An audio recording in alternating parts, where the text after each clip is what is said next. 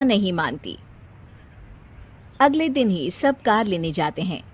Sheena salesman से कहती है, भैया ये कार बहुत पसंद है, पैक कर दो। अरे ओ भाग्यवान, 2 मीटर कपड़ा नहीं है जो पैक करवा ले, जरा चला कर तो देखने दो। यस सर, बिल्कुल, टेस्ट ड्राइव कीजिए ना।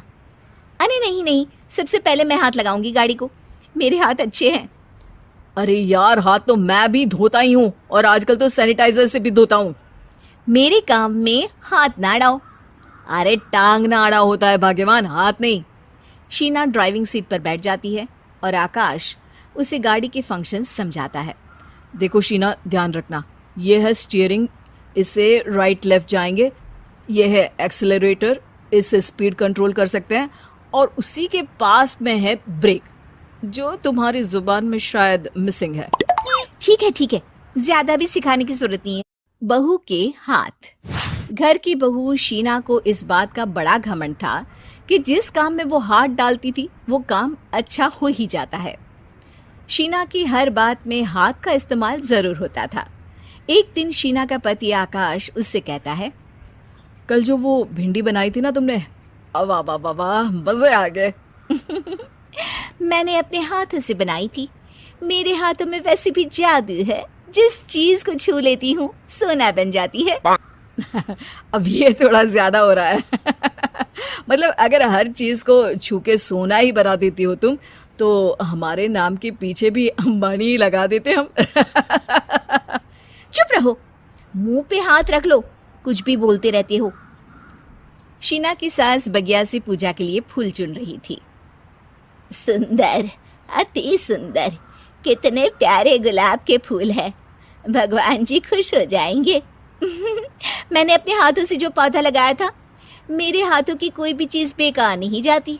हाँ बेटा, सही कह रही है, इसीलिए तो तुम्हारे पिताजी से मैंने अपने बेटे के लिए तुम्हारा हाथ मांगा था। और उन्होंने हाथों हाथ में मेरा हाथ आपकी बेटी के हाथ में दे भी दिया था। हाँ बेटा, वो तो है, पर मुझे ये बता, तू ये हर बात में हाथ क्यों बीच में लेकर आती है? माँ जी, पंडित जी ने हाथ मेरा देखकर नैनीताल में कहा था कि मेरे हाथ जगन्नाथ हैं, मेरे हाथों से कभी कोई काम नहीं बिगड़ेगा, तो मेरे हाथों की तारीफ तो मुझे करनी पड़ेगी ना। हाँ, ठीक ही कह रही हो वैसे, तो मिलाओ हाथ इसी बात पर। शीना को न सिर्फ इस बात पे गर्व था कि उसके हाथ से सब अच्छा होता है, बल्कि घर के सारे काम भी वो पहले अपने हाथ से करती, फिर कोई दूसरा उन कामों को कर पाता। एक दिन शीना कपड़े धो रही थी। अरे घर में वॉशिंग मशीन है तो सही, खुद क्यों थक रही हो? कपड़े पहले मेरे हाथ से धुलेंगे, फिर वॉशिंग मशीन से। पहले हाथ की सफाई, फिर मशीन की धुलाई।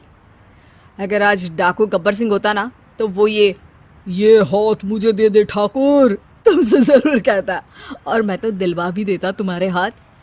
हर एक काम में हाथ बटाओ, ज्यादा जुबान न चलाओ, वरना दूंगी एक उल्टे हाथ से। क्या दोगी? कपड़े दूंगी, लो निचोड़ो। ऐसे ही एक दिन, अरे बहू, ये सोफे पर चढ़कर हाथ से पंखा क्यों घुमा रही हो? माँ जी, क्योंकि मेरे हाथ से घूमेगा तो ज्यादा अच्छे से हवा देगा। अरे बेटा, फिर तो तुम गाड़ी का पहिया भी हाथ से घुमा के मायके जाया करो। एक बार आकाश ने घर पर कार लाने की बात छेड़ी।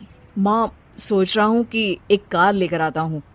ले ले बेटा, क्यों नहीं? अरे पैसे हो तो हवाई जहाज भी ले लेना। हाँ, पैसा तो हाथ का मेल है, ले लेते हैं।